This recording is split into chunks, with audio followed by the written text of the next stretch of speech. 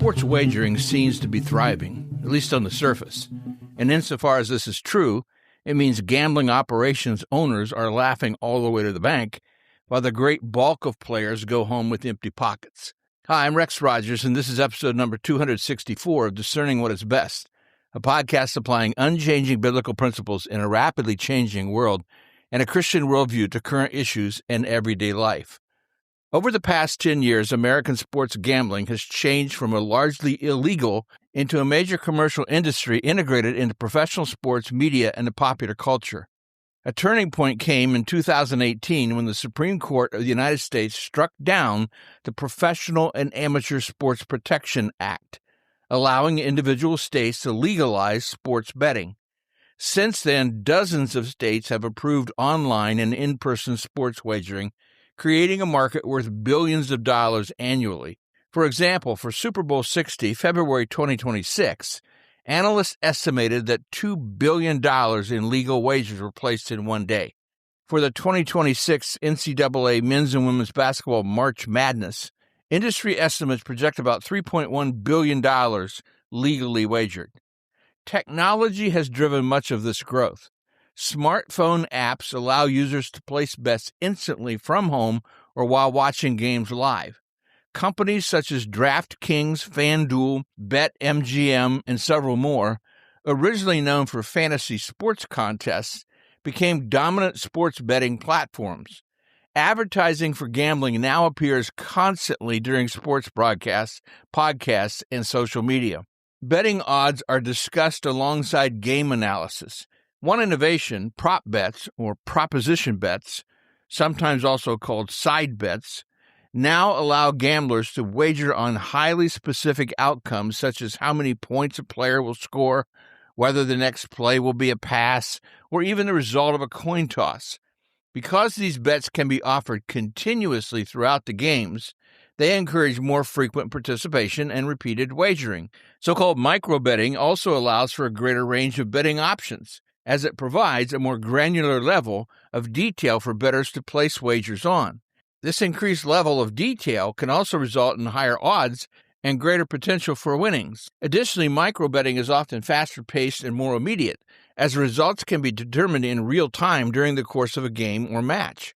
Sportsbooks profit significantly from prop bets or micro-bets because they generate high betting volume and often carry larger profit margins than traditional bets on game winners or point spreads.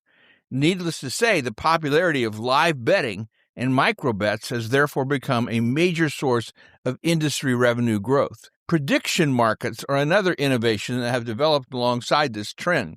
Prediction markets are platforms where people increasingly engage in speculative wagering that resembles modern prop betting culture, helping drive gambling revenues higher for sportsbooks and betting companies.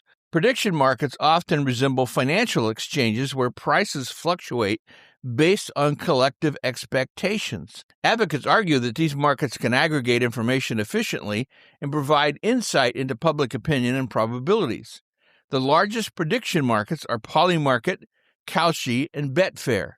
Betfair became especially influential because it popularized what's called the betting exchange model, in which users effectively trade positions with one another instead of betting against a bookmaker. Prediction markets occupy a controversial and somewhat uncertain legal space in the United States.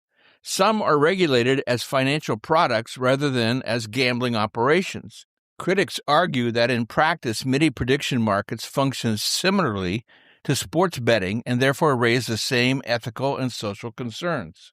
Prediction market platforms are accessible across state lines, meaning users in states that have explicitly rejected legalized sports betting can still participate, which undermines the authority of the states to set their own laws and standards. Federal officials are pushing to treat prediction markets as gambling. Platforms like Kalshi argue that they are not traditional bookmakers, but rather financial exchanges regulated by the Commodity Futures Trade Commission.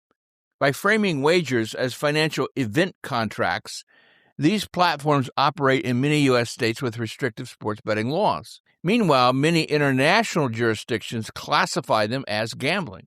The rapid expansion of sports gambling has generated significant debate.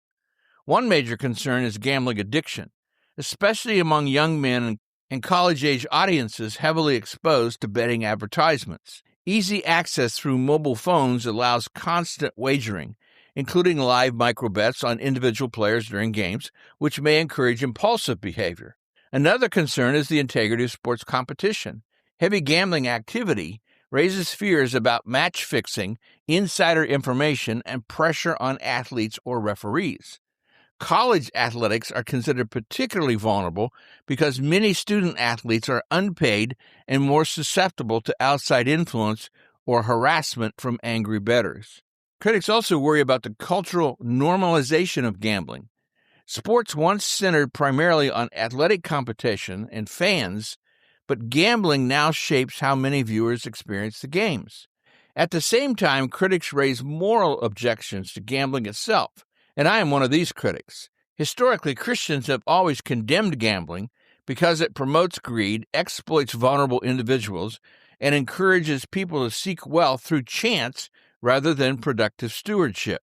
The industry profits from addiction and financial desperation, especially among lower-income consumers. Constant gambling opportunities can weaken community values by normalizing risky behavior and turning sports into vehicles primarily for financial speculation rather than entertainment or athletic achievement. Several illegal or improper sports betting scandals have made major news in the past decade. One of the biggest recent scandals involved Ippei Mizuhara, the former interpreter for Shohei Ohtani. Federal investigators allege Mizuhara stole more than $16 million from Ohtani to pay bets owed to an illegal California bookmaker. Prosecutors said he placed roughly 19,000 bets and lost more than $40 million over several years. The MLB ultimately cleared Ohtani of wrongdoing, while Mizuhara pleaded guilty to bank and tax fraud. Another major case involved Jontay Porter, a former player for the Toronto Raptors. In 2024, the NBA banned Porter for life after investigators found he shared confidential information with bettors, wagered on NBA games, and allegedly manipulated his participation in games tied to prop bets. This scandal became one of the first major match manipulation cases since widespread legalization of online sports betting in the United States. Professional leagues have also disciplined players for violating gambling rules, even when no game fixing was proven. And professional leagues must own their part of the surge in sports betting, for the leagues not only invested directly in sportsbooks, but promote gambling endlessly on game broadcasts. The summer 2026 FIFA World Cup will be the biggest World Cup ever. Total matches, 104 games, 11 U.S. host cities and 48 national teams. The tournament is also hosted by Canada and Mexico, bringing the total number of host cities across all three countries to 16. Authorities, sportsbooks, FIFA, and integrity monitoring groups are already preparing for several sports betting risks. FIFA has expanded its anti-corruption and integrity operations, including integrity officers assigned to teams and officials, mandatory education for players, referees, and staff, reporting hotlines for suspicious activity, and monitoring of betting markets worldwide. These scandals have intensified concerns about legalized sports betting. Again, prop bets have been the center of concern. These bets are easier to manipulate than the outcome of a game, i.e., cheating.